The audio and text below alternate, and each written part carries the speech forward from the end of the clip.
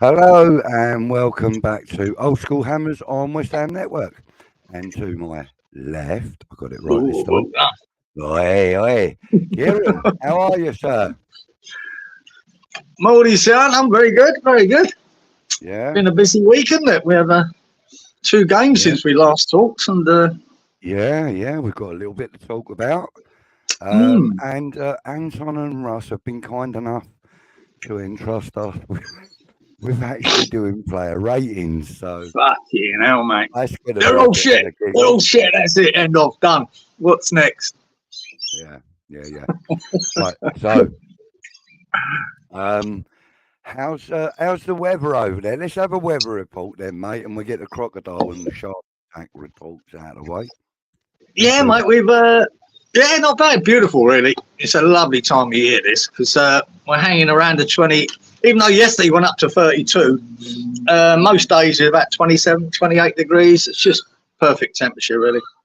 So, and then your clocks have changed. So now I'm an hour earlier in the mornings. It's 7:30 now in the morning here. So that's the only change, mate. But yes, they're just really nice days. I Lovely. did get it right on the text then, on the message. Yeah, you did. Yeah, we were 10 hours in front of you, and now we've gone back to 9 because you've changed. Yeah, that's it. Yeah, so yeah, brilliant. And obviously, there's been no crocodile or shark attacks anywhere. No, everyone's been safe this week, mate. Everyone's been safe. No adventures here in Australia Yeah, to talk about. yeah. You always wish there'd be someone bitten, but doesn't it? James E. Let's get into the chat. Hello, James. How are you, sir? Come on, guys. There's one in the chat and still no likes. Okay. Yeah. James. Just us and you, James. Yeah. Let's all refrain from calling anyone useless tonight, as we don't want anyone else throwing their toys out the pram, or worse still, it could all kick off on here. Yeah, good shout, please. Thank you for joining us, sir. Well, actually, Maltese? No, there's no use to it. We often get they're all useless fuckers from Kieran, and even though it might sound like he means it, he does. No. Would useful. G'day, Brendan. It would. Yeah, lovely. Evening chaps, just watched the Leverkusen highlights. Oh, good. Mark, let us know what you think. Let us know what you think about Leverkusen as an opposition for us, because I haven't looked at any of I actually watch the highlights. I always watch the highlights now every week of Bayern Munich and the Leverkusen game. If he's talking about the league games there, and I think they've done it again. They've done it again. At 87th minute, they were 1-0 down, and then scored 2 late goals to win it. And Bayern Munich lost, which makes them 13 points now in front. So basically, the league's wrapped up with about 7 games to go for them. Which I'm not sure that's a good thing for us, because they can relax a bit. Incredible. Yeah, they're still unbeaten though. Like I say, we still got the chance of making history against them because they're still unbeaten. Yeah. You may have noticed we've got a new background today. Actually, I'm going to just quickly take us both off the screen for 1 second so you can see it properly.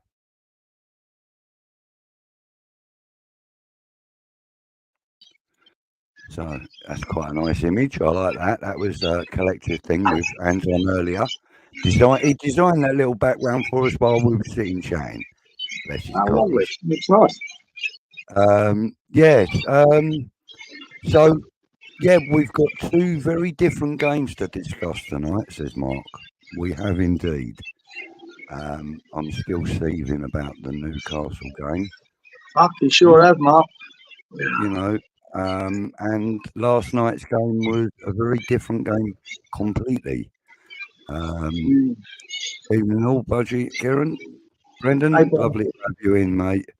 Lawrence, good evening to you, sir. Hey, Lawrence. I'm happy you could join us, sir. Mark, thank you. Serif's in the house. Thank you, Serif. Evening, guys. Hope you both good. The opportunity to beat the Spurs. We did. But listen, I'm not too disappointed. Before we even got to the stadium, I would have been happy with a draw.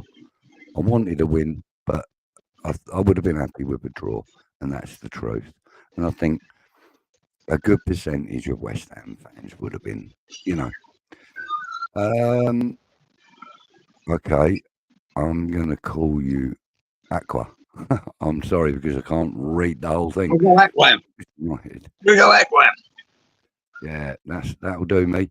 William, good evening to you. Hey, William. Right, lads, Lawrence, Leverkusen is a quality squad. Yeah, they are, with loads of confidence. They never give up to the end. I'll give them that. They've got a lot of energy. Yeah. Still horseshit. Zouma, lucky goal that went off his back. Yeah, true. 3 points were there for the mate, I'm not so sure it is a lucky goal, mate. That's one of them headers that comes off your head, your shoulder, your back, but you're twisting your body for it to go in that direction.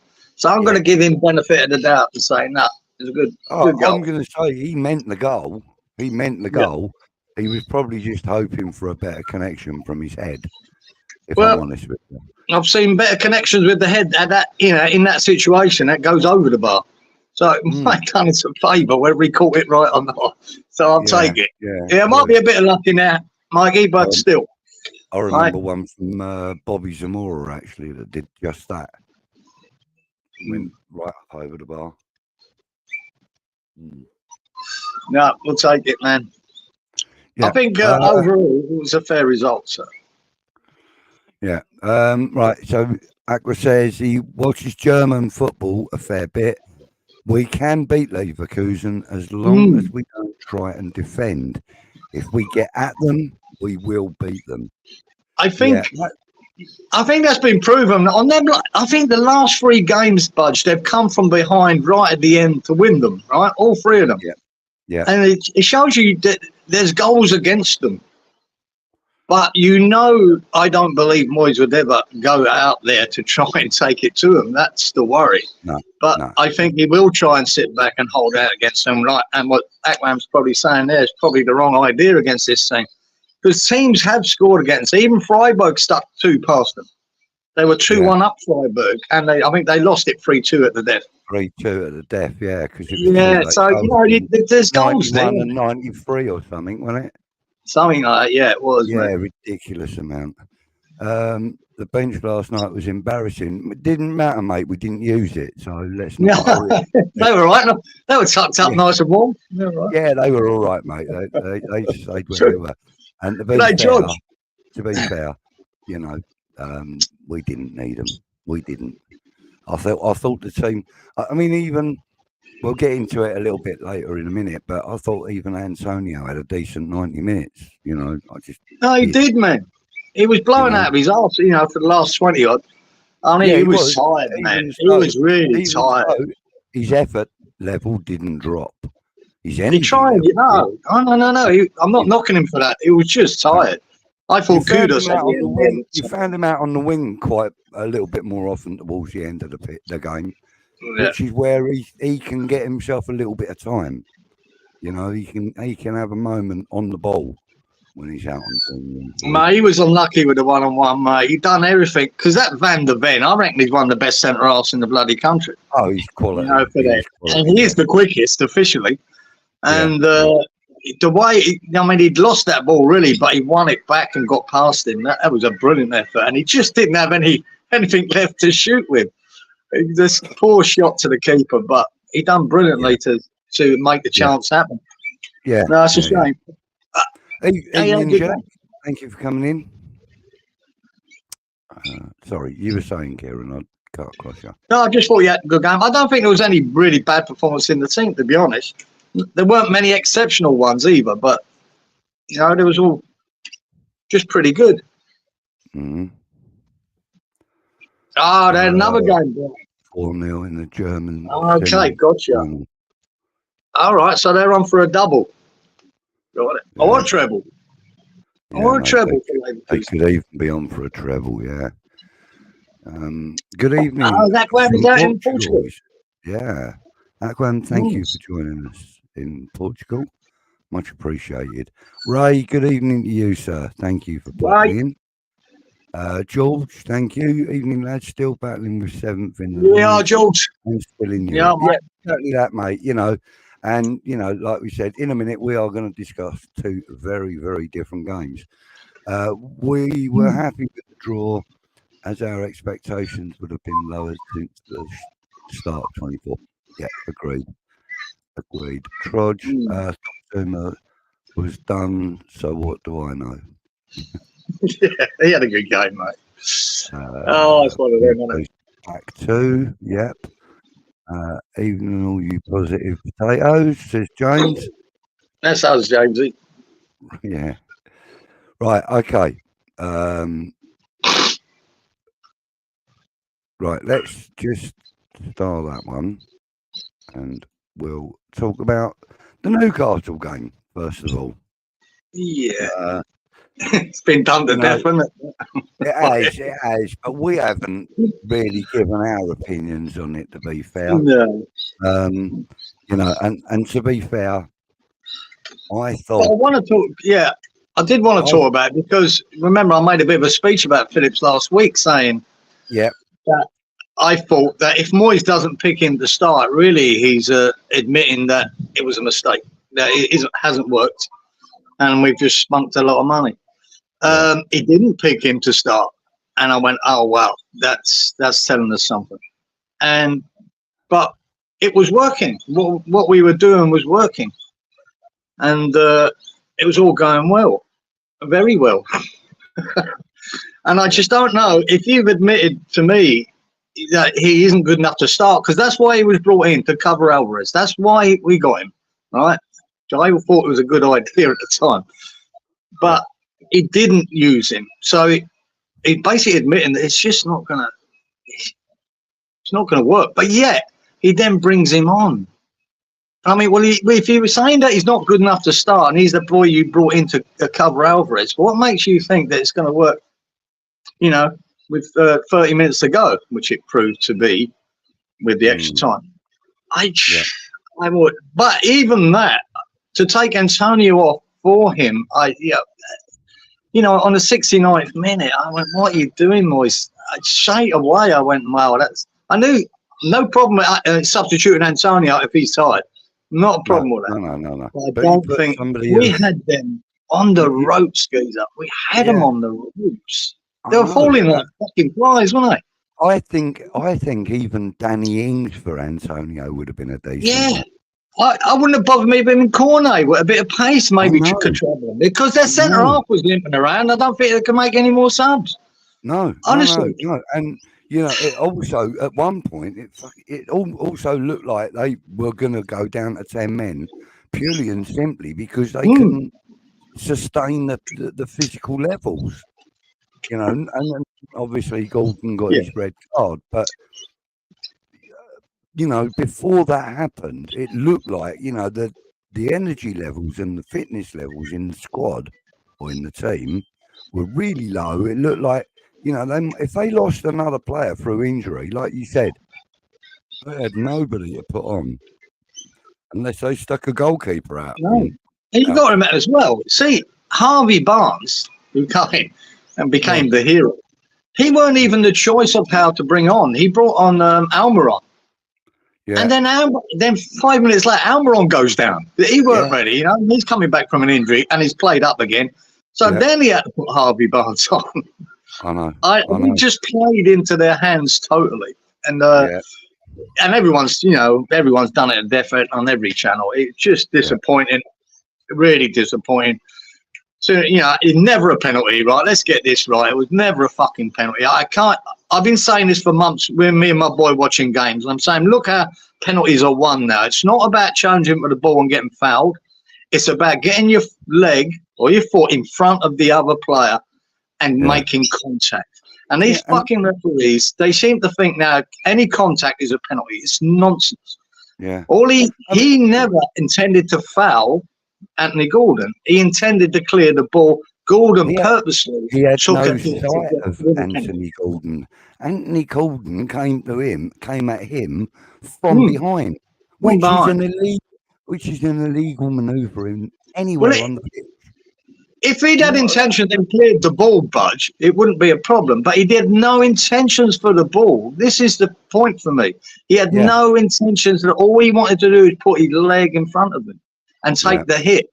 He initiated the contact. I can't see why I can't see that. And rather than just say, oh, no, he did kick him because it's contact, penalty. That's how they see it. It's all too black and white. I just, man. And this is what you got when you got people up there who've never played football. Every footballer that knows that is not a penalty. Anyone who's played football, that he initiated a contact to win a penalty. Yeah, of course. And he did it from behind, which really annoys me. Yeah, good evening to Barry. Thank you for joining us. I mean, what's really bugging me was Gordon challenged from behind. Now, if that had been a defender challenging an attacker from behind, that would have been a penalty. It just annoys me that the way that's been. That would have been a penalty though, because the defender would have tackled from behind, which you're not allowed to do. Yeah, you can't come in from behind, whether you win the ball or not. Or is that law changed? I don't know if that's changed. Do you know what I mean? We don't know. Like, you even watch the pundits on whatever, Talk Sport and that. Dean Saunders was going up these sets. He said neither of them were a penalty because he done the same thing, and I agree. Yeah. He initiated the contact on both to get a penalty. All these ex-footballers all saying, no, it's not a penalty. It's crazy. Yeah. So what is it? And he doesn't know what the laws are. Neither do I anymore. You know what I mean? I don't know what they are now. Crazy. Yeah. I mean, it's quite frustrating. I mean, I noticed one of the thumbnails on the TalkSport feed earlier on YouTube, and I can't even remember which bloody ex-player it was. Andy Townsend, was it? Was saying, West Ham should be playing better football with the players that we've got. Yeah. So.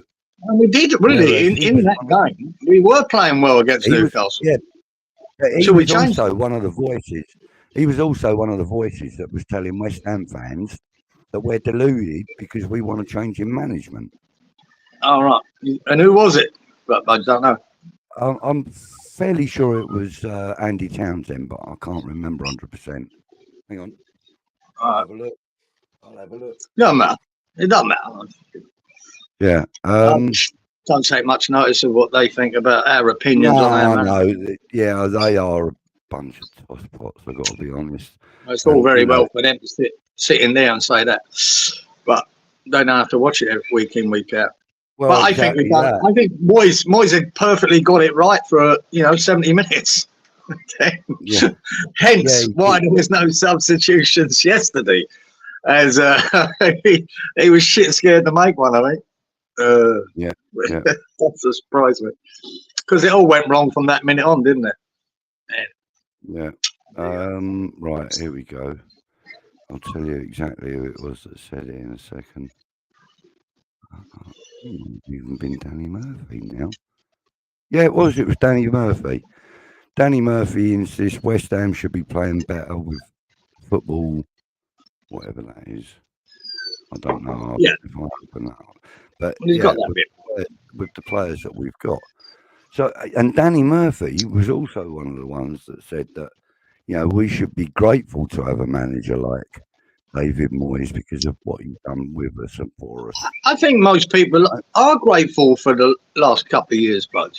I mean, most people are. But I think we all are. There comes a time when that's it. That's enough. You can't be watching dross football. Last season weren't much to be grateful about, apart from Europe. The actual league was horrendous to watch week in, week out. But we saved it with a brilliant European run and a win. Yeah. It's nice of the Spurs to join us now. Finally, they've arrived. I popped in to say hello, Bud. Yeah. You do. Yeah. At a distance. Yeah. Trosh says it didn't work for the first 20 minutes. Well, I don't know. Yeah. Seems an age ago. It just seems an age ago already, that game. You know? I know. It was just. Helen, thank you for joining us. It was just disappointing, Budge. To be at St James's Park, 3-1 up. You know. Yeah. It was good. It felt great. G'day, Led. Yeah. All right. So look.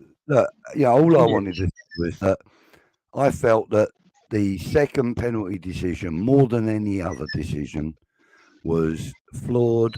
I think it should be investigated. Nothing's going to change the result, but I think that those kind of decisions need to be investigated by an independent body. It won't be. It won't be, but it should be. And other than that penalty decision and the goal scored from the penalty that resulted in the decision, I felt that that the Newcastle game kind of concluded it should have been 3-3. I mean, I got no complaint with the 2 goals. After that penalty, the complaints that I have about it is the West Ham defending, but terrible, yeah, not any rule, decisions or anything like that. I felt they were 2 exceptionally good goals, and they were well deserved because we were shocking. Once that penalty decision had been given, we just dropped our heads. So moving on to last night, West Ham hosted our North London rivals Tottenham Hotspurs, and the game finished 1-1. Did you watch it? Oh yeah, mate. Yeah, I got up at 5 o'clock yesterday morning. Came on at 5:15 in the morning. Got the boy up as well. He was going to work, but he could watch the first half. So both watched that together, and then the rest of the game. Yeah, it was. I thought we were pretty decent for a lot of it. I thought we had a decent. There weren't really. I wouldn't say it was a bad performance out there. It just wasn't much exceptional.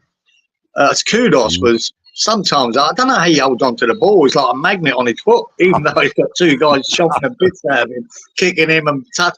He seems to walk away with the ball even then. I know.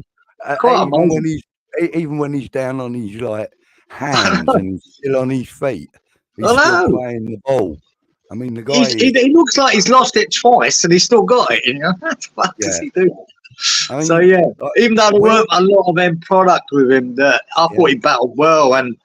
He chased back well. If you watch the game, that he defended and helped Emerson a hell of a lot on that left as well. He was everywhere. Kudus.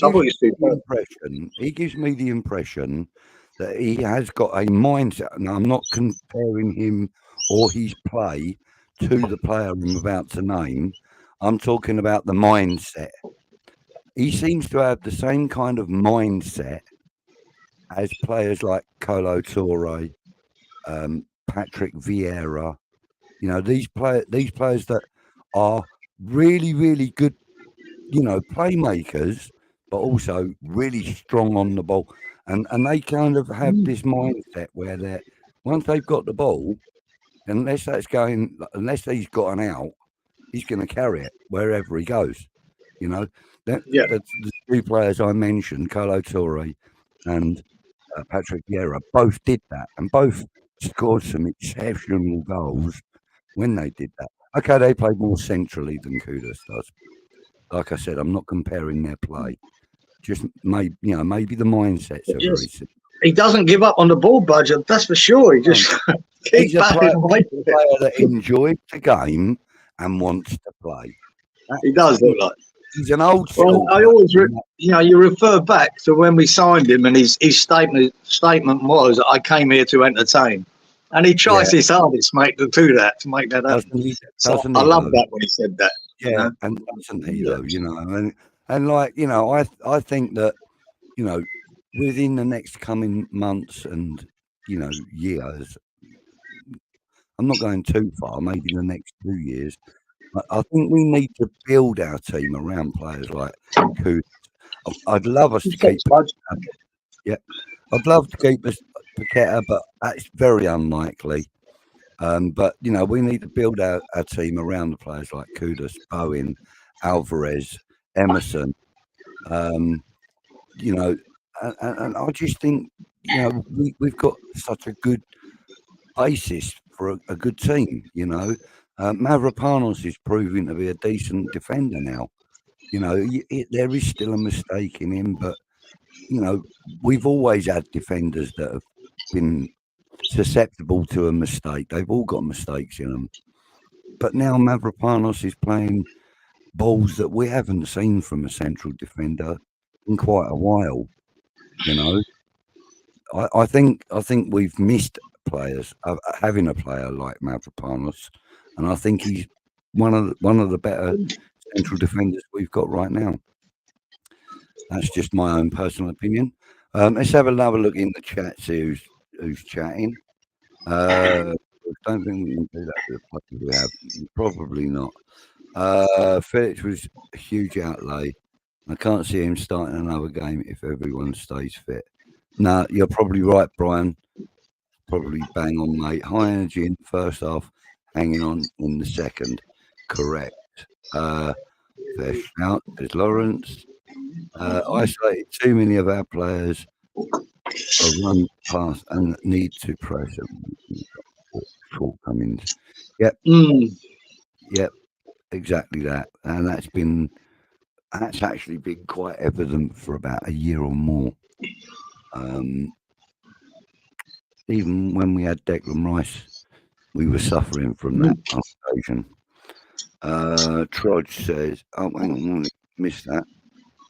Sorry, Barry says, we did get robbed at Newcastle and Phillips was doing his job in active clearing the ball. Gordon tackled Phillips as he cleared the ball and didn't get a touch of the ball either. Yeah, I see that, Barry. Yeah. But there you go. You get penalised for that now, trying to clear the ball. Yeah, yeah. Troy says even Alvarez isn't quick. No, he's not. He's not quick. But he's one of them players like, well, I would say he's one of them players like Rodri where he can read the game a bit, you know, and it doesn't have to be particularly fast. We can tell he isn't quick on the amount of bookings he gets. Yeah. He's always a half a second fucking too late. So. Yeah. I think he's trying to model himself on the great Bobby Moore, but he's just slower than Bobby Moore was. Bobby Moore was impeccable at his tackling, but you know. Brendan says, if the lads are coached on little to no possession, does that lead to the lack of fitness as they are not expected to be running around and moving into space? That's a fair shout, Brendan, to be fair. I mean, there's a combination of things, and you got to remember, going into this game against Spurs, now we'd all played at the weekend, and West Ham have played 10 more games this season than Tottenham, with a smaller squad, and probably the players that are on there have had more minutes than a lot of the Tottenham players. Yeah, you know what I mean? So that 10 game extra, that's a lot, man. You know, that's a quarter of a season. You know, so I think it's a culmination of a lot. When we haven't got a big enough squad, we don't have the bench to rest these players. And it showed. Even in that last 20, I thought against Tottenham, I thought Paqueta looked tired. I thought Kudus looked tired. Antonio was out on his feet. There was a few of them there, mate. There was a few, even, who was going to say? There was a bit of frustration coming in. There was a bit of frustration coming in because of the tiredness, I think. But even so, I'm still not going to criticise David Moyes for not making substitutions because he had nothing better on the bench to put on. He had nothing. Yeah, mate. He was. Newcastle decided that decision. I say he was scared. I reckon he could have had Messi on the bench, guys, and he said, "No, fuck that. I'm not changing it. I've done it against Newcastle. I nearly got away with it, but I didn't." And he went, fuck this, I ain't doing it here. Don't care. No one's coming on. Nothing's changing. Yeah.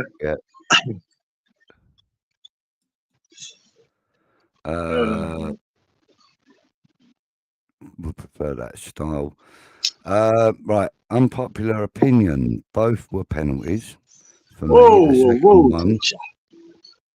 The second one is mainly the intensity of the kick.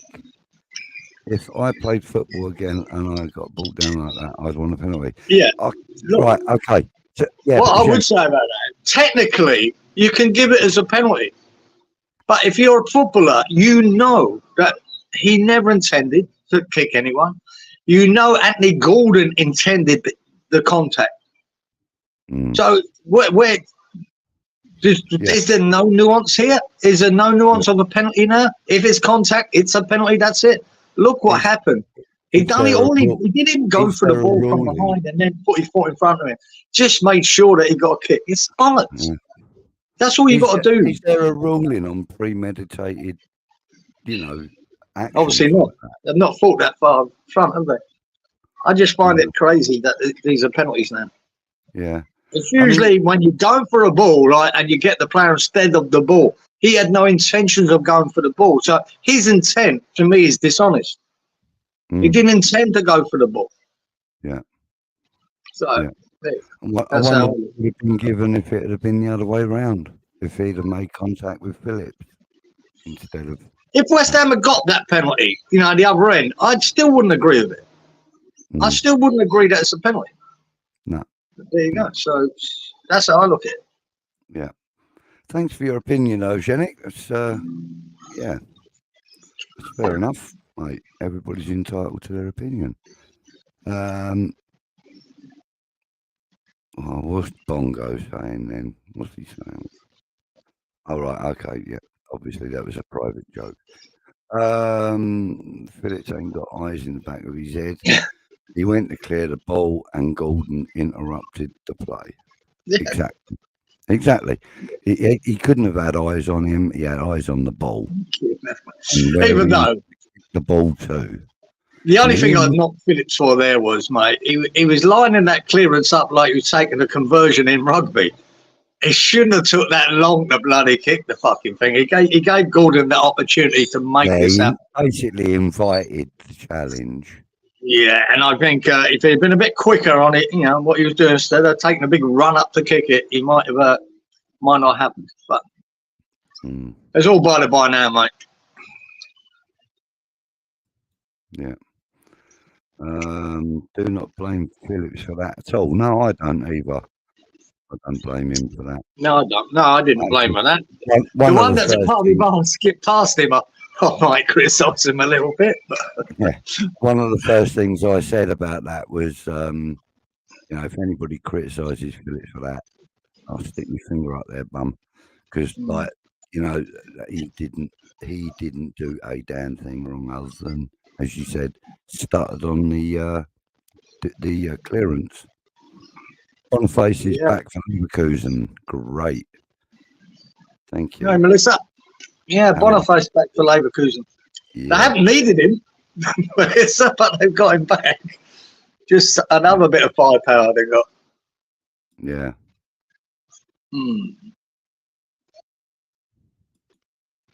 Oh, well.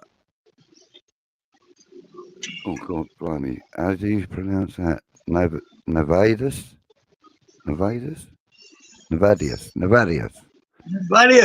Wilbur. Yes. Yeah. We must do everything to get Jack Clark what player he is. I like him. I don't know. He's a very good player. He's a very good player. Right, come on. Let's go get on with the player rating, shall we? Oh, look, Happy Hammeret's in the house. Good evening, Happy. Happy 8. He ain't even got eyes on the front of his head, has he? Very funny. Right, okay, let's get on with the player ratings then. Right, okay. So, in the chat, give us your ratings on these players. There we go. Lucas Fabianski, let's have a chat about his game. we're talking about last night. We're not Yeah. rating. We're not rating the Newcastle game. That's been done already.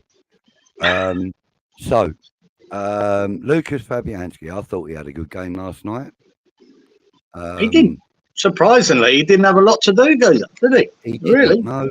And, you know, I felt that even though he wasn't particularly speedy with his clearances and stuff, I felt that he did everything right. I don't think he did anything. You couldn't blame him for the goal. I think he done all right with Lucas. Right, okay. Let's see who's put in the chat. Right, where are we? Here we go. First one. Brendan, 6th. Mark, 6th. Okay. Bongo, he says 7. Janik, 7. 6 from Barry. Wasn't the best game. No, it wasn't the toughest game for him to do either. Hadn't much to do. 6. Yeah. Brian, 6. Didn't have much to do. 6. Seems to be quite kind of thing. So, yeah, I would Crodge says 6. So I would say, you know, what would you give him, Kieran? Yeah, I think if we class 6 as an average game, if we class that as an average, I'd call it that. Yeah, 6, because he didn't have a great deal to do, and just lucky at the end there that doggy when it broke for him in the penalty area, he shot straight at him, but he was there in the right place. And really, I don't remember him having pull off anything too hard. They lacked firepower in that game. We actually nullified them really well with the 2 centre halves. So yeah, I think 6 are fair. Okay. What are your FOMO reasons, Happy? Because this is the first one, so, and you watched the game. I know you did it. I saw you there. So you're not missing out on anything, love. Carry on with your ratings. This is literally for last night's game. So 6 from Happy. Well, I know you're going to laugh at me, but I gave him an 8. And the reason I gave him an 8 is because when they were in possession, when I was behind him, basically, I know I was a bit higher up, but I saw everything he was doing. And he was directing the defence as to where he wanted them. And for me, that deserves the extra couple of points, or the extra point. So I gave him an 8 for that reason. He captained well from the back line, from the very back line. Yeah. So you know, I know most of you in the chat are going to think I'm nuts, but that's me. I do actually try and give players bigger ratings. Okay. Vladimir Soufal didn't have a bad game. No. I thought he played reasonably well. Yeah, the shaky start. Fair enough. But again, you've got a very, very fast winger up against him. He does struggle against him. And I think we've got to remember with Soufal, he's so effective for us going forward. It was hard for him to get forward in this game. It really was. And with Werner coming at him. And he got past and got the ball across. But we'll talk about him in a second. Emerson was fucking asleep in the back post. That should have been dealt with. But at the end of the day, he rallied after that so far, and he had a really good game. I thought he had an excellent game. I didn't have a problem with it. Yeah. So I reckon he was a good 7. Yeah.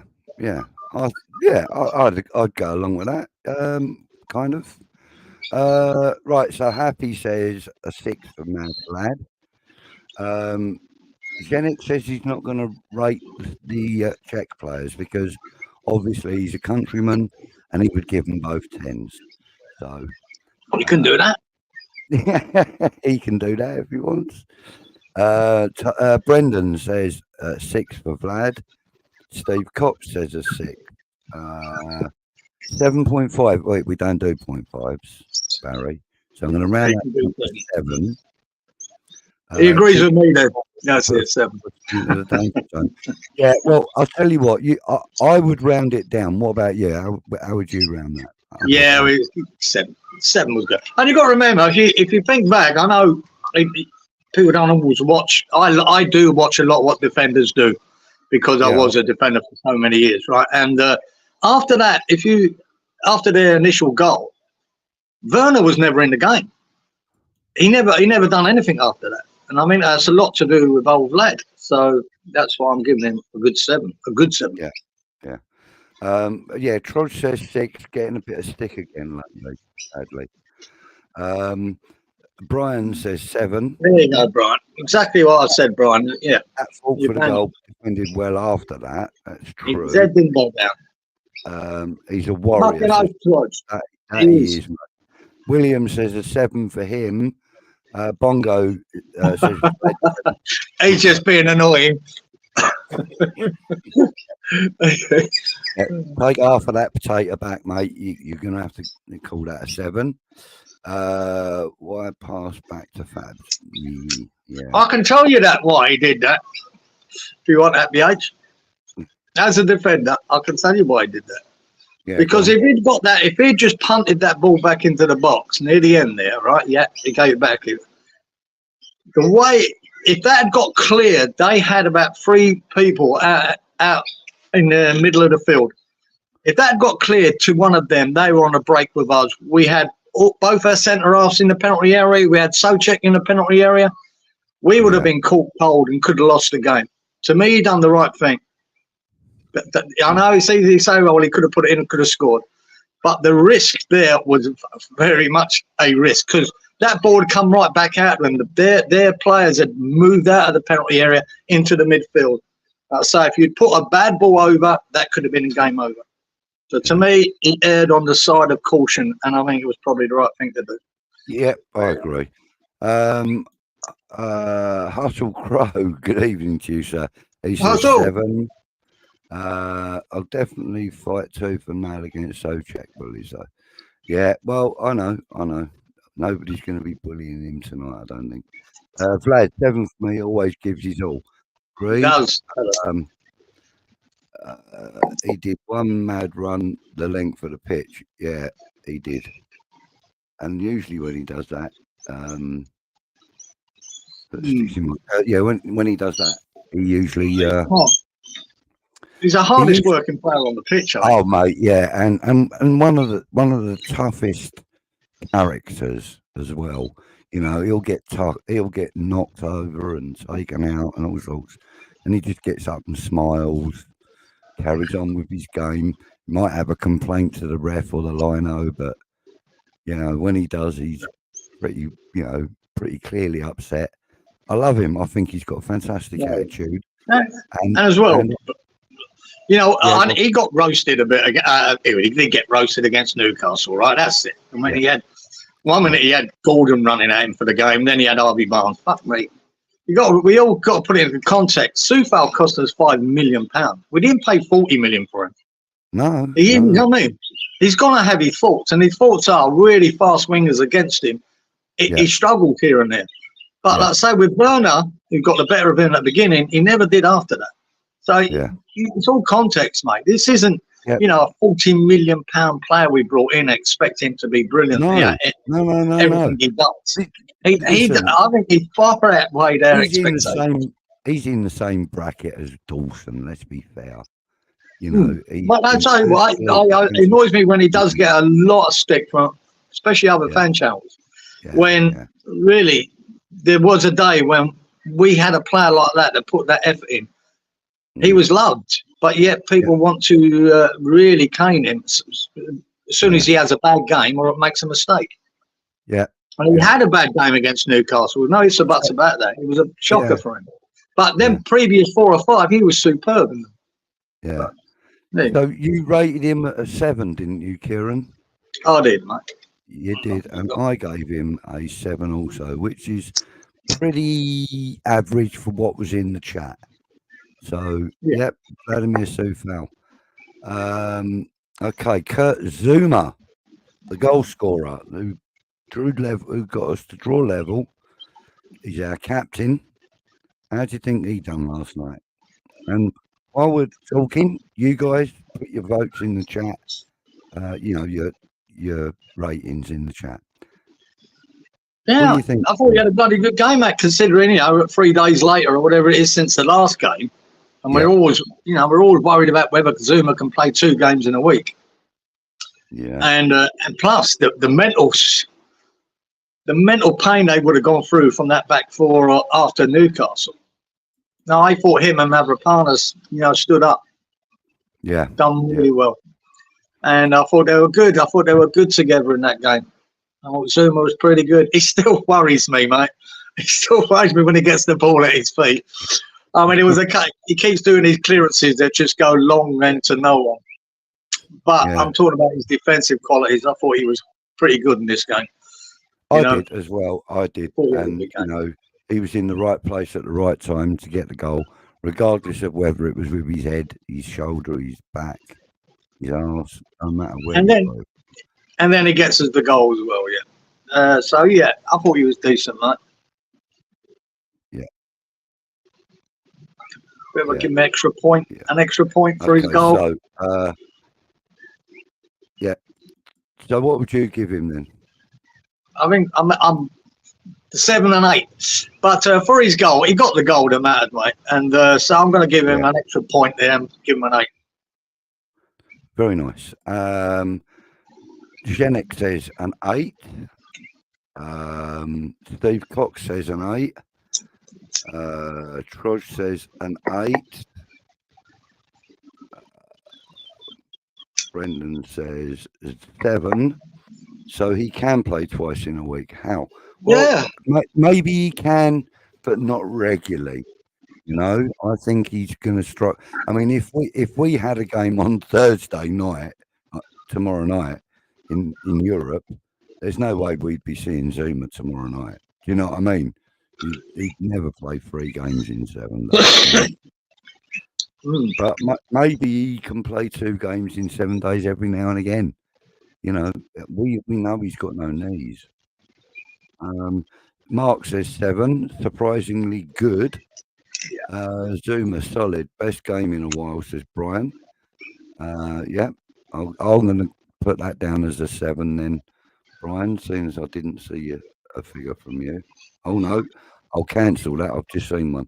Hustle says Zouma the Enigma, been looking injured, played the whole game, went for it, looked like he was back to the best mode, or beast mode, Zouma. Yeah. Yeah, it was a very good game. Helen says 8, one of his better games. Agreed. Looked like he could run like a normal human. And his knees sort of kind of were a little bit looser last night. Brian has given him an 8. Best performance in a long time, an 8. Makes me cringe seeing him run though. It does look weird. Bongo says an 8. Barry says 9. It's his man of the match. Glad to see him hobble and wobble so much. Take his time after the goal. Yeah. He was good. A solid, respectful 8 from Hustle Crow. Zouma was caught for their goal though. Yeah, he was. Trot, I'm going to change it to a 7. Fair enough. Yes, he is vulnerable. I don't think he was caught for their goal. I think it was more Emerson who was caught. I think you're probably right. And okay, so you've given him a 7, but you gave him the extra point for the goal. I have given him a 7. I thought he was good last night. Maybe I would give him an 8 for the goal, but I think that goal was coming anyway, and whoever was there was getting it. Glad it was him, but no extra point from me. Right, Konstantinos Mavropanos. Now, I thought he had a great goal, and someone please pick up Hammer it off the floor. She probably just swooned. So I'll go first with him. I think I thought I thought he was good. I thought he thought the game very well. He played the game well, and I didn't really see him making too many faux pas last night, like he has done in recent games. Nobody really got past him easily last night, and I thought he had a good game. I really did think he had a good game. Probably one of his better games, purely and simply because there was less mistakes in him last night. What about you, Kieran? Yeah, I thought he was decent as well. I thought as a pairing they worked together well in this game. And he had a bloody good game. He had a cracking game against Newcastle. Don't sound it. We conceded bloody 4 goals, but I thought he was superb against Newcastle. But I think he was solid in this. We limited them to hardly any chances. There weren't that many that they had. So the two boys as a pairing done really well. As a pairing, they were like a 9 out of 10. But to me, he had a good, solid, which I think a good game is a 7. And I think he had that. And so I'm giving him 7. He had a good game. Yeah. Well done. And it's good to see him. He seems to be progressing, Yeah. And enjoying his football. He's enjoying his game, which is nice to see. Right. Okay. So Brendan says Mavropanos an 8. Mark says 8. Greek God. Wow, Mark. High praise indeed, sir. See, look, she's getting all hot and sticky under the collar. An 8 from Happy. No 10s allowed. Yeah. A 7 from Steve. Yeah. No mistakes. Correct. Like no goal, no 10. Mavropanos 8 from Janek. Hustle says Mavropanos 8. Oh, good evening, Sean. How are you? Hey, Sean. Mavropanos. Yeah, that's right, isn't it? Konstantinos Mavropanos. Yeah, mate. We're rating them, Sean. We're rating them. I'll give him a 10 out of 10 for his name. It's a fucking great name. Yeah, brilliant, isn't it? Bongo, listen, you 7.65. Well, that's more than 7. So I'm rounding that to an 8. Mate, I'm going to give him an 8 from Bongo. He has all the assets to be immense. Absolutely. Super Mavropanos an 8. Pretty good. Mavropanos 8 from Brian. Another solid game. Aggressive defender. Yes, indeed. Old school. Good replacement for what's his face now? Isn't it? Wow. Who knows? Not sure who we replace him. We don't know if Aguirre's going to be ever part of it or not. We'll see. Mavropanos an 8. Dinos, best game for us, 8. Well, I think you're all wrong. It was 7. That's it. And I gave him a 7 also. But I can't give him. If I give Zouma for scoring a goal on 8, he's got to get a 7 because he didn't score. Yeah. He got a 7 from me. Good. If them two as a pairing play like that for the rest of the season, guys, we could do well. Yeah.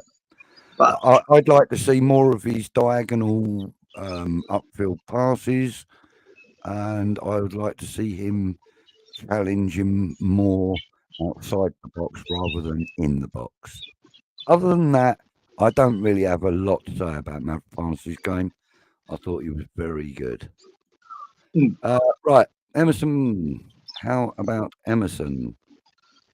Give us your. Well, I've got to mark him down, I think. He done all right. I don't think he done anything terribly wrong, bar the goal.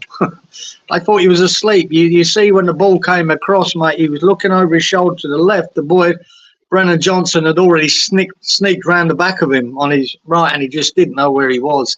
He got caught a bit cold in that situation, and Brennan Johnson then had a tap in. So that was unfortunate because he didn't really do much wrong for the rest of the game. I thought Kudus helped him out a lot there as well because that Brennan Johnson is a tricky little bastard. And he does get them balls right across the box. And he did put 2 more that flashed across the box later on.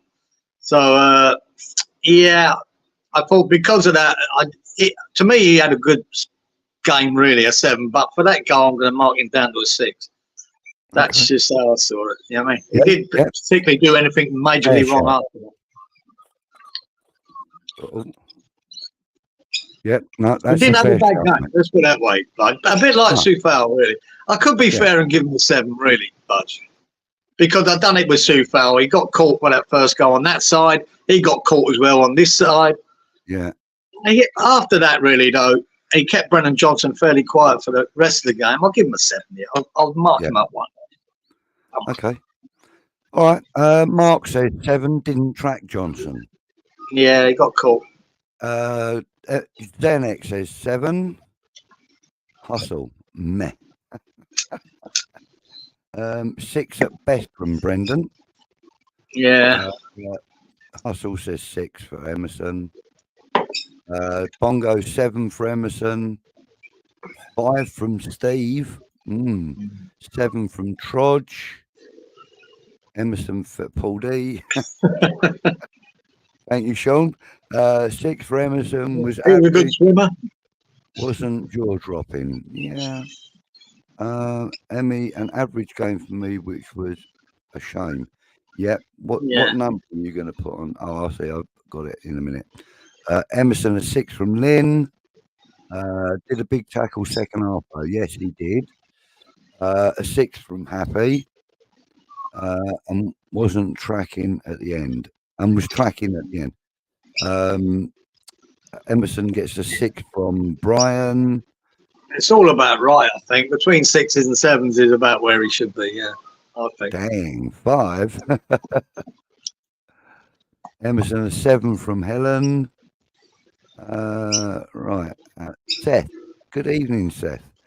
7 from you, sir. Right, Seth. Anyone else? No. Trodge, that is my feelings exactly. Dark horse for Hammer of the Year. In fact, I think he's the front runner in my opinion. No, I don't. I think he was a month ago. Yeah. I think he's been fairly average. I gave Emerson an 8. Oh, for fuck's sake! What is all that about? That's you because you like him, right? That's bollocks. You just gave him an 8 because you want to prove to everyone that he's going to be Hammer of the Year. What a load of old bollocks! I've got a secret man crush on him. No. Yeah, we'll stop that.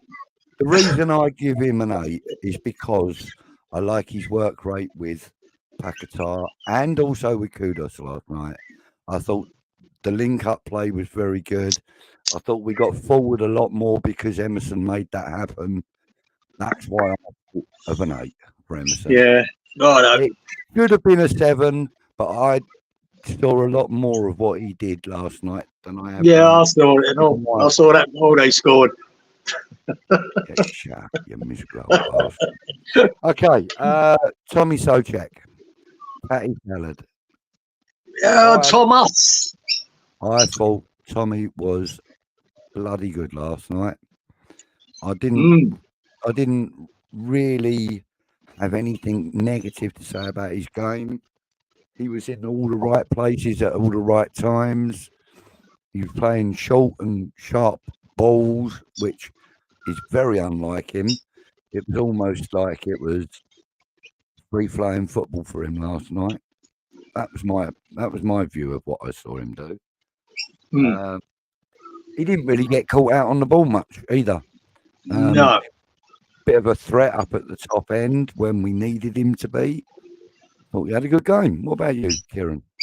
Yeah, I thought he was superb. Even though he done his usual, right? And I think it was the first couple of minutes the ball came to him in the midfield, and he passed the ball forward straight to a Tottenham player. Thomas, stop this!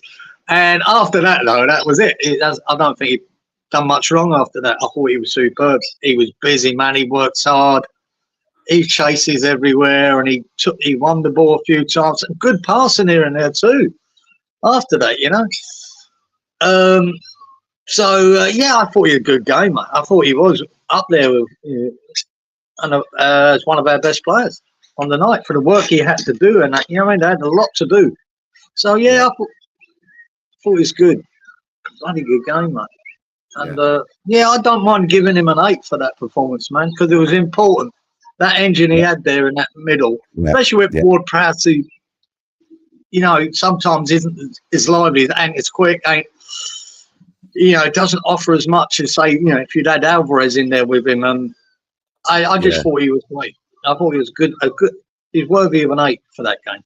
And you know, we criticise him when he's not doing well. I think we should praise him when he does have good games. And I think he's been a good player for us in the last month. I think Tomas has been very, very good. Yeah, I agree. I think, you know, as I said, you know, I thought he had a really good game last night. It wasn't, you know. Zenek, you can give him a 10, mate. You can give him a 10 if you like. We don't mind. But no, it wasn't life-changing, but it was just a solid midfield performance, and it kind of helped us to miss Alvarez, if you like. We needed him. Yeah, we needed him. Exactly that. We needed his longevity with the club, etc., as well, because he kind of steadied that midfield a bit last night. Anyway, I'm going to go through some of the chat first before I give you my rating. Soucek 7, Duracell Bunny, absolutely goes on. Yeah, Mark, never stop, mate. Yeah, not seen one of Emerson's mazy runs in a while. See, I'm with Brian there. You know what I mean? In the last month or so, he's not been. Maybe because we played Paqueta more so in the middle, but he's not been getting up there as much as he has been when he was really on fire. You know, really playing well. Yeah, but you have. But he's not he's having bad games. He's just not been that influential lately. Yeah, he has been getting up the field, but he's been doing it in triangles with Paqueta or with bloody circles. Oh, mate, shut up, you decent fault, says Trudge, 7 from him. A 5. Sorry, lads, didn't really get much off him. Wow. Barry, you need to go back and look, mate. A 7 from Happy. She says, Tatty 7 lost the ball more times than necessary. I don't remember that. Yeah, I thought he had a decent enough game. I don't know. So you normally notice when he's losing the ball all the time. I remember that very first pass, he gave it straight to them. But after that, I thought he was good. Yeah, look, they're taking bets on what I'm going to give now. Brendan says, Thomas Soucek 7, Budgie will give an 8. Yeah. No, I don't mind if he gave him an 8. Fucking Emerson. Take this. Soucek a 6 from Brian. King Thomas an 8 from James. Yeah, well said, James. Bang on. He does a lot of dirty work, just one paste. Yeah, that's true. Yeah. Helen gives him a 7. Didn't see any windmills lately. Yeah, but he ain't. No, I was hoping to see one late in that game, I'll tell you. Spinny, turny. That would have been nice, wouldn't it? Hustle says 7. Happy's questioning somebody's 8. That'll be Bongo's 8. Yep, our upturning form is the window Bowen and Soucek joins. Yeah, I agree with that. Right, okay, so Budgie gave Thomas Soucek an 8. Yeah, bang on. Right. Bang on. I thought he deserved an 8. Yeah, I did. You know, I thought anything lower than a 7 was a little bit harsh, but there you go. 7's fine, but I think it just the work rate as well. It was unreal. Yeah.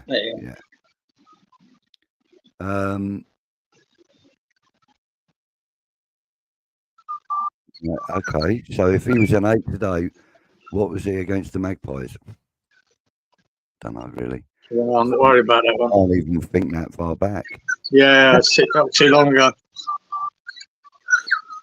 Can't wait to see my boy Alvarez against Wolves. Oh, absolutely, Melissa. Absolutely. I agree with that 100%.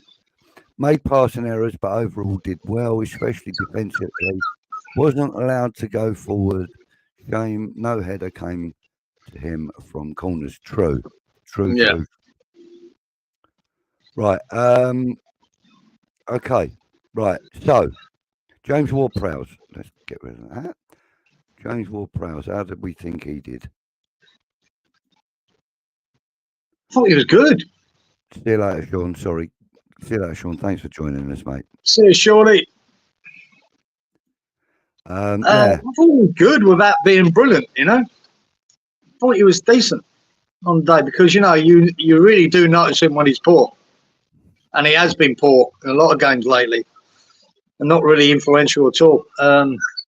But I thought he's pretty decent in the game without it being outstanding. You know, it's one of them, an average performance. But I don't remember him doing too much wrong either.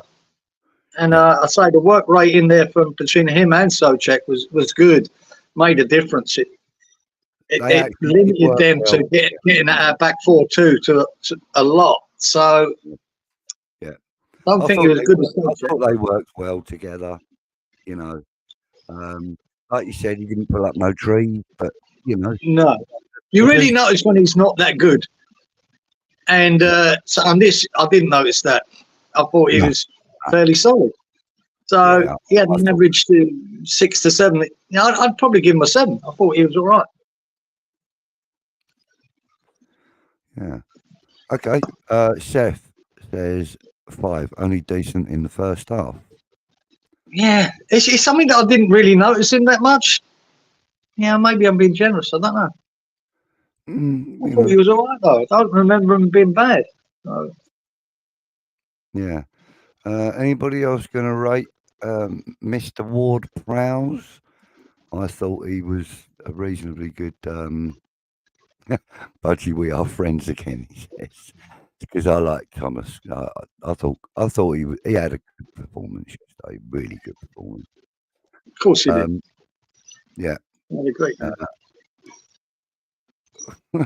Another 8. Anyone would think we smashed them. No, look, Happy. It's not about the result of the game. It's about the performance of the players. And you know, I really can't pick holes in that performance last night. There were 1 or 2 mistakes. There were 1 or 2 issues that we discussed earlier. And you know, each individual player had 1 or 2 mistakes in them. James Ward-Prowse, none. Like what could back that up is, you know, Mavropanos against Newcastle. He lost 4-3, but he had a 9 out of 10 performance for me, Mavropanos against Newcastle. I thought he's superb. But there you go. But we got smashed. Yeah. JWP5, what does he do? Well, actually, I thought yesterday he played a reasonable game. He was available. He was available to link play up between the back 4 and the front 3, 4, if you like. Him and Thomas Soucek played that role brilliantly yesterday, I thought. I thought he was, like I say, he went back to Newcastle. He was completely, where Mavropanos had a great game, he was anonymous in that game, completely. But I thought in this game, he put himself about, done all right. Yeah. We done well. A 7 from Steve, a 7 from Janik. Bowen's corners look better than JWP's. They do at the moment, Sodge. I agree with you. From the right, I see. I've always liked an in-swinger on corners. Yeah, you can keep her out with them.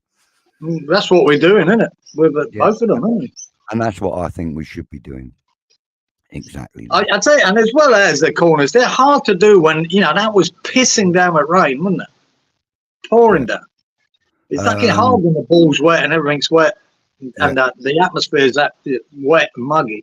It's really hard to get them corners as good than on a dry day, you know. Yeah, Barry says JWP got to get a 7. So if Soucek gets an 8, laugh out loud. Maybe you could get a 9 as he nearly got. Right, listen. Yeah, well, the free kick was the first one, 7. He hit the target, Barry, with a free kick. That's all we can say about that. It was fairly simple. Seth says that he was literally a passenger. Yeah, I know. I don't know. Thought he was all right. Give him a 7, a little bit more positive. Bongo gives him a 7. JW 7. Yeah, I like that. Happy gives him a 6. Did a job, but can't wait for Alvarez to take his spot. Poor chap ain't never getting that record at the Hammers. mate, not at the moment. Not at this moment in time. Barry says that he brings more and does more than Soucek. A 5 from Trudge. He should be the one to be dropped. I don't think there's any denying that. When Alvarez is back in, I think Ward-Prowse has to give way to him, definitely. But, you know, it's unfortunate because Ward-Prowse is so good at a dead ball. And he's good with the ball in play as well. I mean, his passing is pretty good. 6 from Brian. Covered a lot of ground, but didn't influence the game. No, he didn't influence the game, but he didn't allow the game to influence him either. So yeah, he played his part. He didn't influence it by letting giving them a goal either. Or, no, but he played his part. But I think he did. Never really pulled up any trees. Let's put it that way. Yeah. Evening, Steve. Thank you. Been asleep late at the park. WPS7. No problem, mate. Yeah, no, thank you. A 7, that's pretty good. Hustle says 6. Lynn says 6. Did we win last night? No, we didn't. He tried his best. Yeah, he does. Any other ratings? Not at the moment. So, what did you give him? You give him a 6, didn't you? Or 7. I gave him a 7 too. You know, I thought that's a fair, thing. But for the player, he played 90 minutes in his position. He didn't deviate from the job he had, and I thought he was good. So yeah, James Ward-Prowse gets a 7 from me. Lucas Paqueta. What do you want to say about him, mate? You know. Oh mate, I love him and hate him. In the same 30 seconds. Oh man, he can be frustrating at times. I laughed at one of them. He was fucking about with it just outside our penalty area, right, and then lost it. Where the simple thing was just pass it back to Fabs. No, he wants to do a fucking twisty turn and make it past the player. And we lost the ball, mate. And I saw him grinning when obviously they didn't score from it. He was grinning at that, I went, fucking hell, man. He just gives me fucking palpitations. But sometimes he's just brilliant. It's just so, and that's what you're going to get with him forever. I think Paqueta. He's frustrating at times. I don't think he influenced the game as much as he was doing it at Newcastle. He was superb, especially the first half. But yeah, it's him, and he was good. Everything was sort of quieting down in the second half there. But yeah, I'll give him a. He had an average game for me, a 7. Yeah. Yeah, Wally. The answer to that is given to you right there, mate.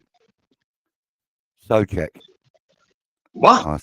I think he asked when Alvarez is back, who did JWP or Soucek? No, it's right. Depends whether you play all 3 or not, I suppose. Yeah, I suppose. Yeah, but it would be Soucek. For Tatty Walks, that's funny. Yeah, of course it is. Right, so give us some, ratings in the chat, please, for Lucas, the man Paqueta. I think he's brilliant. He is great to watch, though, isn't he? He's a joy at times. He really is a joy. Every time he gets the ball, you kind of take a breath. Anything might happen. He's one of them players. Like Paqueta was when we had him here. When he got the ball, you sort of took a deep breath because you never knew when your next breath was going to come. But I love him. I think he's great, and it is unfortunate that we probably will lose him in the summer. But I thought, maybe, just maybe. He might be enjoying his football, and he iconic, if you want to put it that way, status within the squad. He's kind of iconic at the moment to a lot of fans. Maybe he's an enjoyable boy to watch. I love it. He winds them all up as well. He don't mind putting a boot in. Mate, he's got some shithousery about him. Definitely. Oh, absolutely, it's brilliant. I love it. Yeah, it's great, and you know, I love that part of his game too. He's not one of these fragile Brazilians. The frustrating part, and this is so typical of Flair Brazilian players, is especially against the Newcastle. Him and that Guimaraes were having a fucking competition. Who could be shit out the more? Who could fucking feign injury the best? They were both fucking rolling around like two Bob Tarts. Yeah. And you think, oh, will you stop it? Stop it. I'm talking about like the favourable shithousery that he does. Yeah, I like the good bit, but that bit was. Yeah, no, the feigning injury and that. No, I'm not a fan of that either. Okay, but he is a good wind-up merchant, mate. He really is. So, what are you going to rate him? 7 goes up for me. I think he's done well. 7. Serif says 7. Mark says 7. Got Madison subbed. Yeah, he did, didn't he? Yeah, he won the battle against him, Mark. Yeah, remembering that. That's true. And he was in his ear role as well, wasn't he, Madison? Just giving it to him. That's what I love about him. That kind of shithousery. That's what I like. I just sold my car. Yeah. Steve says 6. Quiet in the second half. A strong 6 from Nick.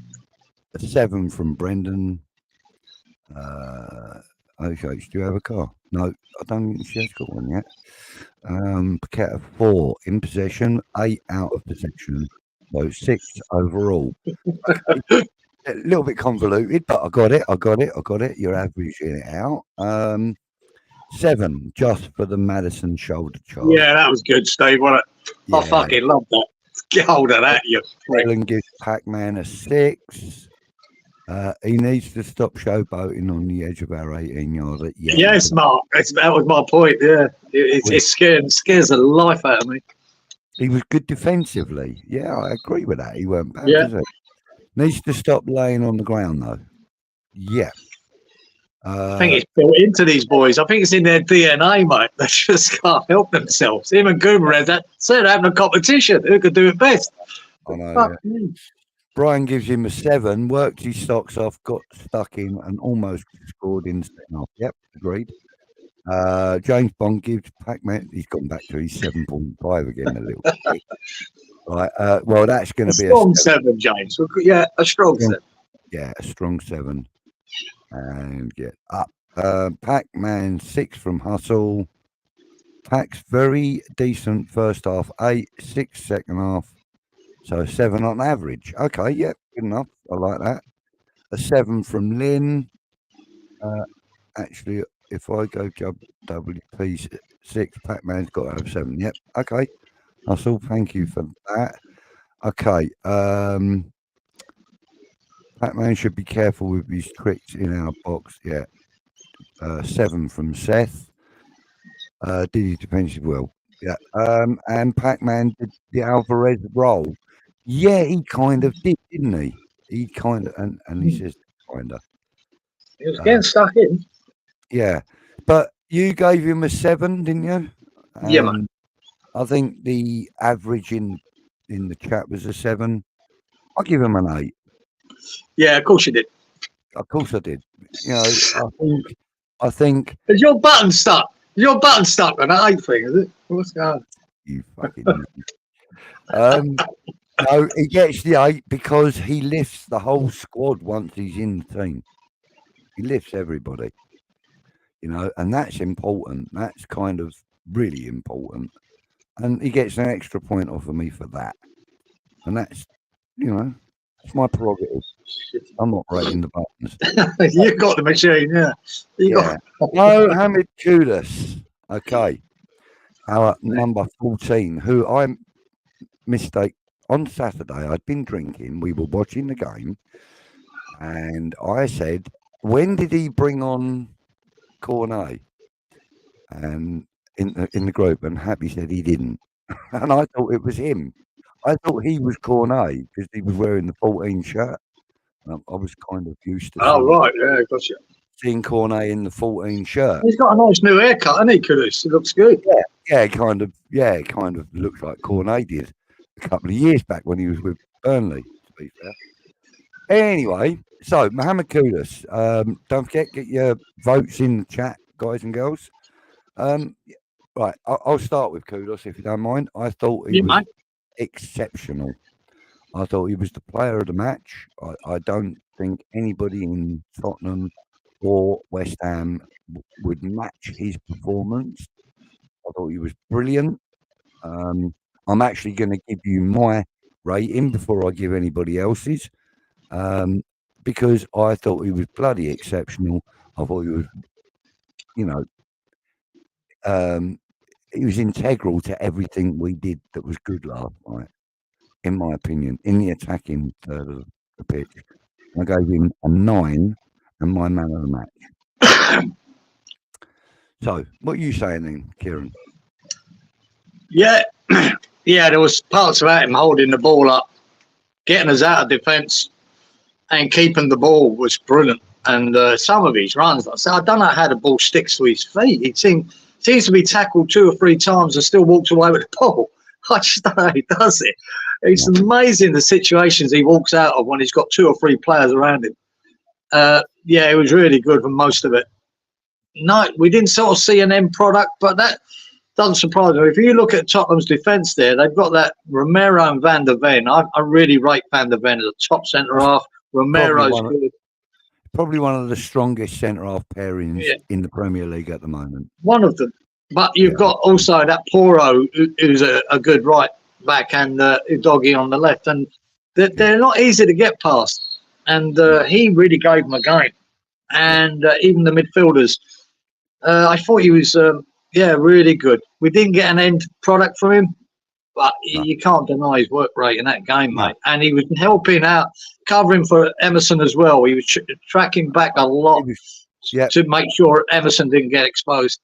And that really nullified. And he was also giving Emerson an out as well, like Paqueta does. He gave Emerson an out, he gave him an extra body. No, he did. He wasn't out for his geezer, holding the ball and keeping the ball, and gave us, relieving the pressure from a back forward. I thought he was superb at it. And another player that you take a sharp intake of breath when he gets onto the ball. Something. Yeah, I know. It's exciting, isn't it? When he said, I came here to entertain, he's not wrong. He does entertain. And he is an exciting player to watch, man. He could prove, if we can keep him for the next couple of years, he could prove a better signing than Paqueta. He really could. I think he's got that potential. So I would give him an 8, a good 8. He was superb. It's a shame he couldn't have, affected the game up right at the top end. But a lot of his work was done in that midfield. And just receiving the ball, holding it, laying it off, keeping it. I think it was, really important in this game. Done well. Yeah, I agree. Okay, so what are you going to give him? What are you going to give him in the I'll go an 8 for me. You're going to go an 8, yeah? Yeah. Mark says I've got a drawing pin stuck in the 8 button. The budgie predictions: Kudus 8, Antonio 8, Bowen 8. No, wrong. Kudus was a 9. His finger slipped and went up to 9. Yeah. Thank you, Melissa. I love you too. Thank you for that. Right. Okay. So you gave him a 9, did you? No, you gave him an 8, didn't you? A good 8 too. A good strong 8. Yeah. Okay. Kudus 7, tightly marked, absolutely. But all over it. Didn't he do well to get out of that mixer? You know what I mean? Every time they stuck 2 or 3 paddles around him, he found his way out. Yeah, it didn't always work, but my God, he made it hard for him to try and nick the ball off him. He really did. Happy says he's an exciting player to watch. Not keen on his hair though. I like his haircut. He looks smart. Be overlooked. Yeah. Kudus 8, Bowen 8, Antonio 8 from Steve. Thank you, Steve. Kudus 7. always tries to be positive. Exactly. Yeah, he does, man. He looks forward. He looks forward when he's got the ball. Rarely does he play backwards. They shut him down on his bad foot. Yeah, they did. They did. Hustle gives him an 8. Really? Kudus, 8-ish. You fucking madman. He played till he was practically about to fall out. Yeah. I think you're right, Hustle, mate. He did. He fucking worked hard in that game, man. You could see him tiring near the end. Like, you know, he was tired. God, yeah. But then, you know, he had worked two games in 3 days, wasn't it? 4 days. He worked hard. Yeah, he did in both games. Kudus an 8 from Lynn, sorry.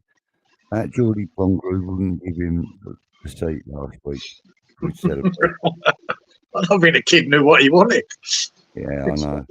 Shit himself. Kudus 7 had a good game, but got dispossessed too much. Trouble is, though, Lynn, Helen, he was, you know, like he was marked. They were swarming him. Yeah, I mean, they were swarming him. 2 men at least at most times.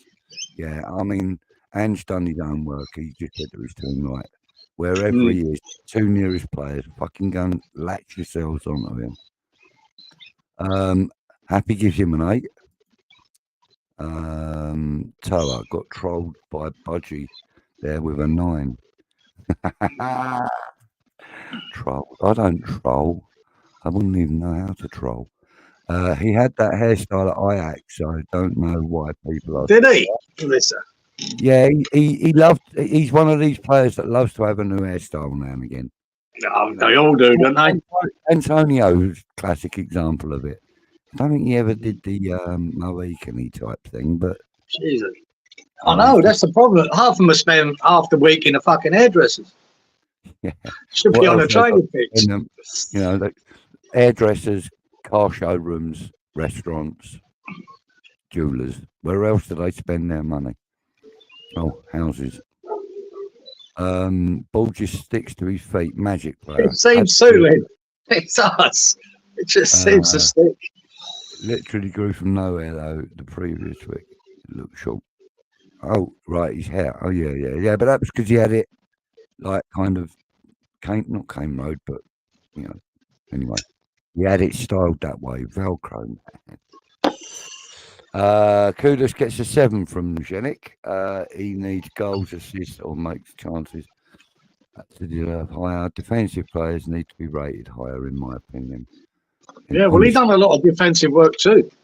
Yeah, he did. Yeah, he did. He probably did. I actually thought he was he was my man of the match. I thought he was everywhere. It was lovely to see. Lovely to see. Really nice to watch in the stadium. He was very, very good. Okay, so let's move on to Jared Bowen. He's on fire at the moment. What are you saying, Kieran? You know, again, I think he worked hard, done all right. I didn't think he tore up any trees. Don't remember him, you know, being that special. But he weren't bad either. He just worked hard and done his job without being that effective. I mean, it was hard. What really, the times he was put down the wing, and like I say, you got that Mickey van der Ven, who's supposedly rated as the fastest player in the Premier League, never mind centre half. And he seemed to be coming up 1-on-1 against him, and you know, he's not going to beat him for pace. So he was sort of shut down a lot in this game, but he was an outlet to us. It was good, but not great. I thought he was like a 7 out of 10 for me. Yeah, didn't do anything particularly wrong, but he didn't really affect the game as much as I'd liked him to. Agreed. How much would I give Foden for today's hat trick, Budgie? An 8? I wouldn't know, mate. I didn't watch the game. I saw it. I saw his goal. I'll have a look at the highlights later. But no, anyone that gets an hat trick, mate, deserves a 10 out of 10, don't they? Surely. You know? Yeah. Zenic, you know that. Yeah, thanks, Happy. It's supposed to be on my side. Wolves is Saturday, isn't it? I do believe so. Hold up. Saturday or Sunday. batteries died on my bloody mouse. Right, he's killed the mouse. I've killed my mouse. What size is it? That's that one. Damn. You're going to have to wait for a minute. Anyway, look, talk about Bowen's game. If you want. Yeah, not much. To be honest, yeah, there's nothing that comes back to mind that it was that great. Like I said, he battled hard and got in the game, but I don't remember him doing anything spectacular. That could be just my memory. No, I say I thought it was just above average performance because he's needed. I don't remember him, Soufal, really linking up as much as they do normally. Yeah. But I think he's one of them. But he's one of them games that, didn't really tear up many trees and done okay. Bit like JWP. So, done the job. Give us an outlet. They were scared of him. Made sure of that. But, I think a 7's fair. Without doing much. Yeah. Okay. I mean, I don't remember him having a shot on target. If it was, it must have been a little pickup. Yeah. Yes. Bongo, it was 0-0. Yeah. Thank you very much, Steve. Zouma, night all, early start. Thank you, Steve. Thank you for your comments and your ratings. Really appreciated. Right, 7th, then still Mahusiv. Yeah, of course we are. Right, so people get your votes in. Oh, I expect you probably already have. Yeah, people started already. Right, so Jared Bowen, what have we got here? What have we got here? Jared Bowen, 7, better at corners than JWP. Bowen, 7, looking sharp. Bowen, 7. Bowen, 7. Van der Vaart pocketed him. Yeah, kind of did. Yeah, he was a bit good for him, wasn't he? And yeah, Bowen kept a bit quiet, still class. Don't want to see our side without him in any time soon. A 7. Yeah, agreed. Bowen 7+. Thank you. Strong 7 that is then. An 8 from Helen from Hustle. An 8. Oh. Odds on Budgie gives the last 2 an 8. All right, okay. I'll take that bet. Got you nervous. Bowen is the hardest working player in our attack, but the decision making his weakest point. Where I thought he could put Antonio Kudus through, he didn't. I'll give him a 7. 7. Thank you. I don't remember that. Johnny Mack. Hi all. I think it's funny how they always seem to have 2 players on Bowen, Kudus, and Paqueta. Yeah, John, they did. They tried to double up on all of them, when they could. Yeah. Really did, especially Kudus. I thought they seemed to be surrounded every time we got the bloody ball. Yeah. What did you give Bowen? A 7? 7, mate. Yeah, I gave him an 8. Yeah, fuck it. You're up again, didn't you? That fucking 8 button. Stop it. Wait, I like Bowen. I think he is another one of the players that I don't think our starting 11 does very well without. Oh, we need him, mate. Believe you me, he's important. He's important to the team, and he was important to the result we got last night. What can I say? His corner was the one that got the goal. Yeah, he got an assist. Mate. His corners are good. There you go. So I think it's still a 7. I'll justify every one of my ratings, but that Bowen got his normal. He got a 7, which everyone would, but he got the assist. Right, look, 90% of the chat agree with me. He's a 7, so I'm right. All right, well there you go. Right, Mikhail the Beast Antonio. Right. Oh, I don't know. You tell me. I know. I thought he was good again, mate. I think he's made a difference since he's been back. I really do. That forward hold-up play, he's battling, makes a big difference. And he had they're a hard defence to break down this mob. He was good, man. I thought he had a good game. And he's one of them. He's between a 7 and an 8 for me for what he offers. And for him to last the 90 minutes, and still, it's a shame. Like I said, he got the better of Van der Ven for the first time in the game with that long ball over the top. You can't beat that guy for pace, but somehow he made a challenge for it and come out with the ball and left Van der Ven in his wake. I thought that was brilliant. Yeah. But he just had nothing left with the shot and it just rolled it into the keeper's hands, basically. I went, unlucky Mickey boy. That was kind of... I mean, if he'd had that same energy, at the time of a game like he did against Newcastle and buried it, I think he would have done the same. I just thought he was out on his feet. And that run really killed him. When you are that tired and you've made a run like that, to be able to put anything into a shot is so difficult. Oh, no, it was hard. It's a shame. That's why they try to curl it round or under the keeper or whatever. Yeah. If he could have really put his foot through it, mate, it could have been a winner. But you still got to give him credit for the effort he put in to do that when he's, that tired. And stuck on the 7 for him as well, then. I reckon for his effort and the fact that he's like a lot of them. He's played 2 games in a few days, and this is Antonio. He's 34 years of age. I'm going to give him an 8, mate, because he deserves it for the effort he put in that game. Fair shout. I'm giving him that. Fair shout. I'm marking him up a bit. Yeah, always good. Happy gives him a 7. Worked his nuts off until he almost dropped. Absolutely. That's exactly what he did. So that's why I think it's a 7 performance, but I'll give him an extra point just for his effort. Yeah. Bowen is like Stuart Slater, like it with 2, always tries to go in between them. Yeah, true. Antonio a 7 because he has stopped diving. Yeah, that's true, Johnny. I didn't think about that. He hadn't been on the floor a lot in that game, was he? No.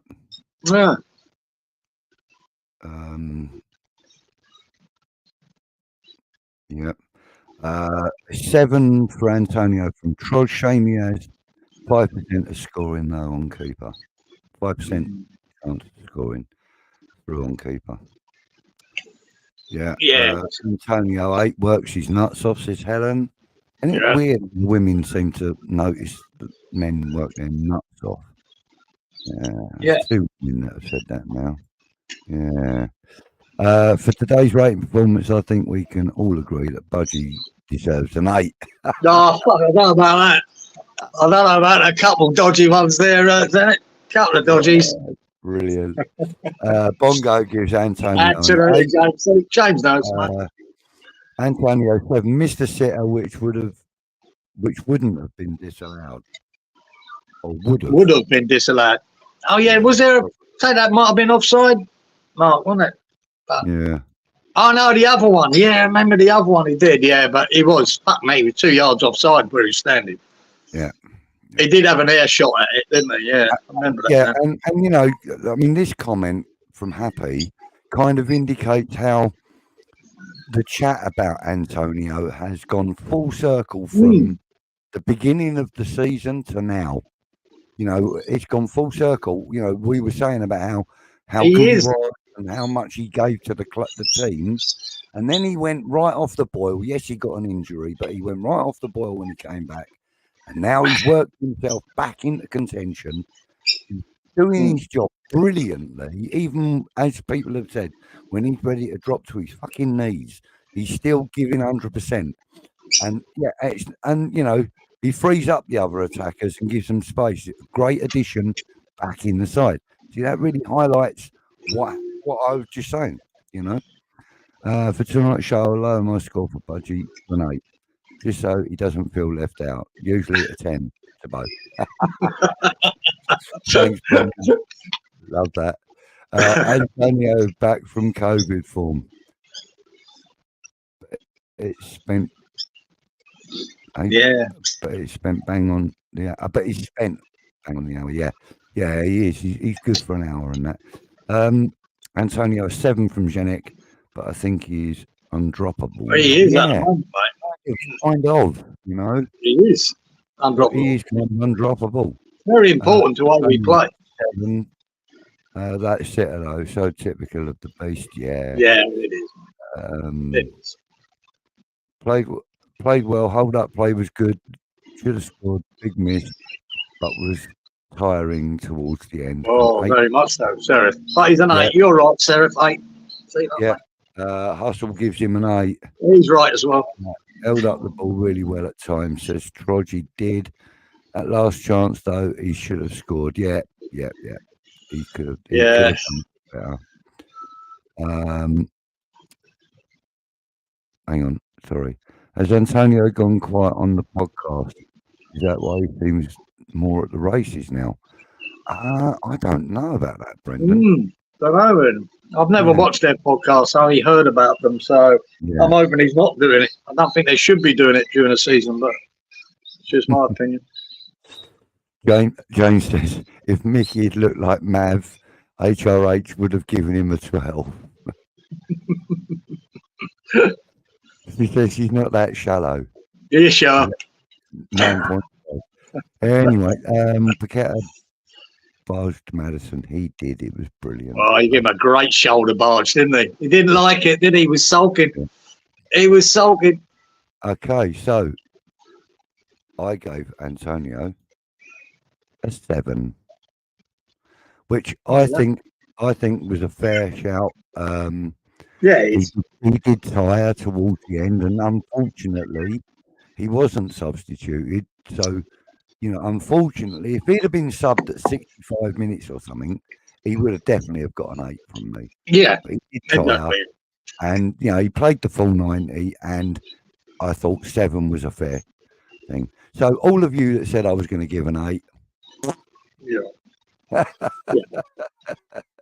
I'm giving him an 8 just for the fact that he had to stay on, because Moyes had bottled it when it came to substitution, so he had to stay, and he needed to come on. Yeah, exactly. And that concludes the ratings because there were no substitutions. The only other rating that we could do is David Moyes.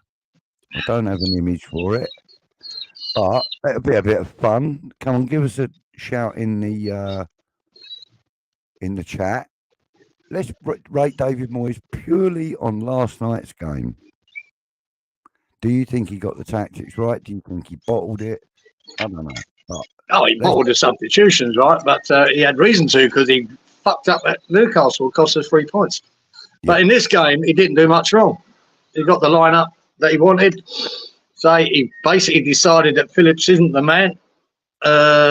He's realised that now after chasing him for the last 20 years. And he's not going to play him. And he just cost us a lot of money. But in this game, I'll give him a 7, because there's not much he got wrong. Yeah. It would have been, but you could criticise him for not using the bench. Yeah.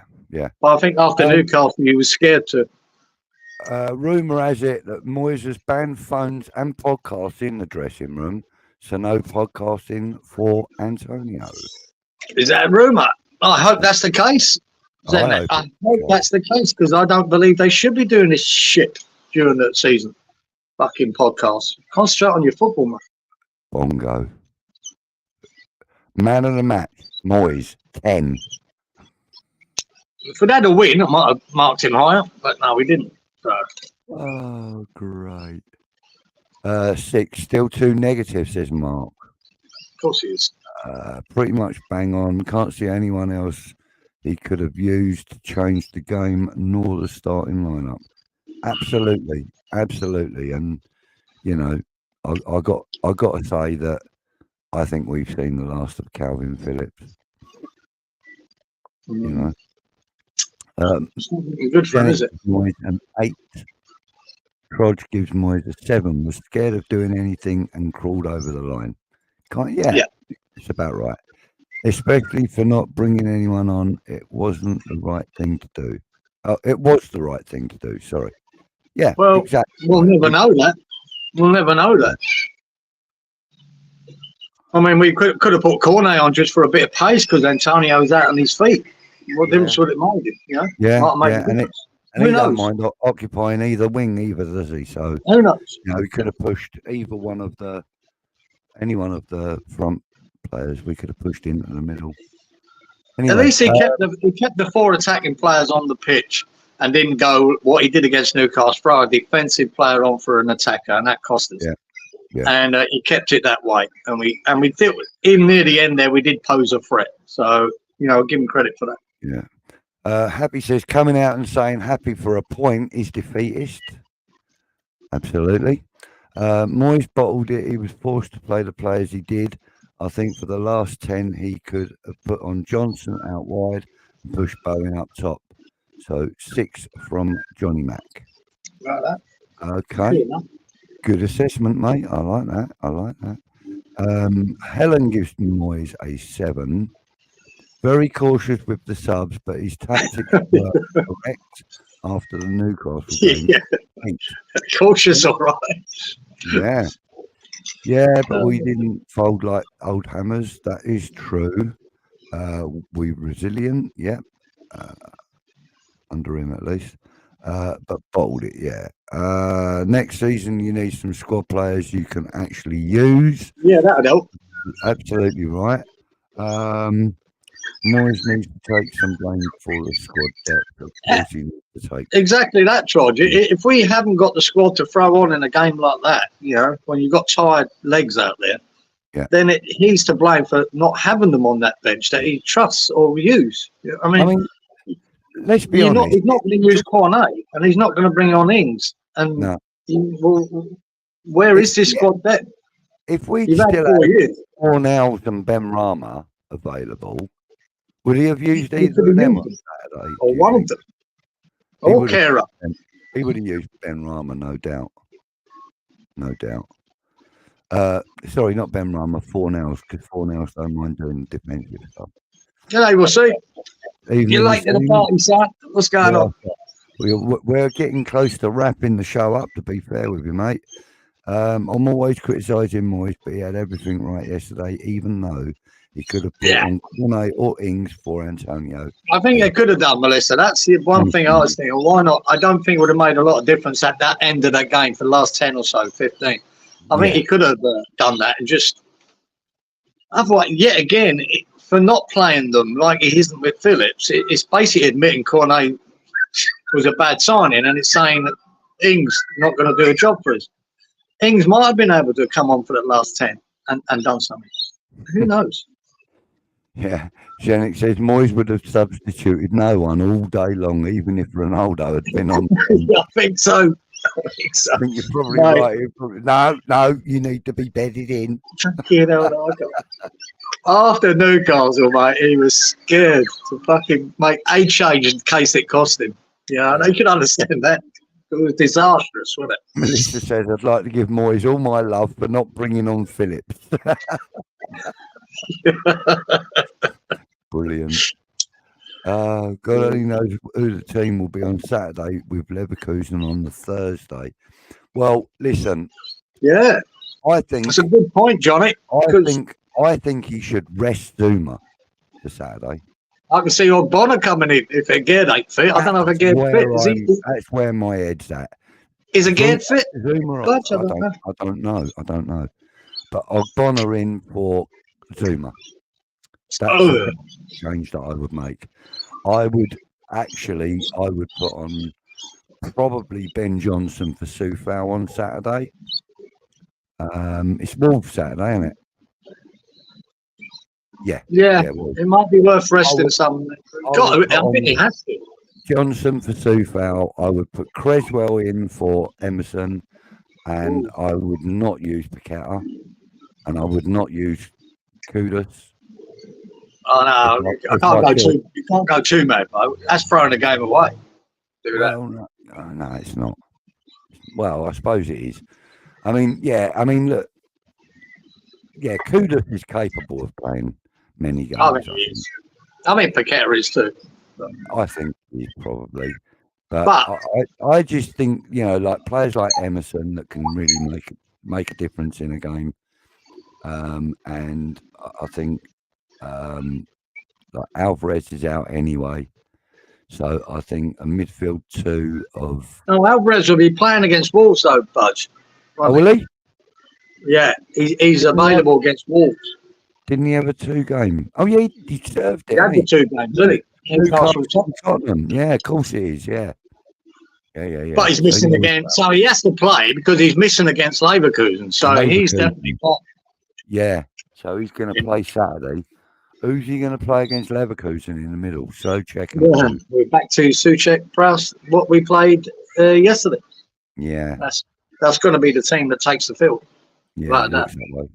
Yeah. Nothing's going to change there. But it would be an idea to rest a couple, I'd say, against Wolves. And I've noticed watching the highlights of Wolves the last couple of weeks, Dawson's been injured, been missing. He's been injured the last 3 weeks. So I don't think we're going to see Dawson unless he's back for this game or not. Don't know. No. That's a bit of a shame. But there you go. Be lovely to welcome him. Well, actually, no, we're going up there, aren't we? We're away, so yeah. Well, it's been an absolute pleasure chatting with you for 1 hour and 51 minutes. I think what we'll do is we'll start wrapping it up now. Anything you want to add to what's already been said, mate? No, mate.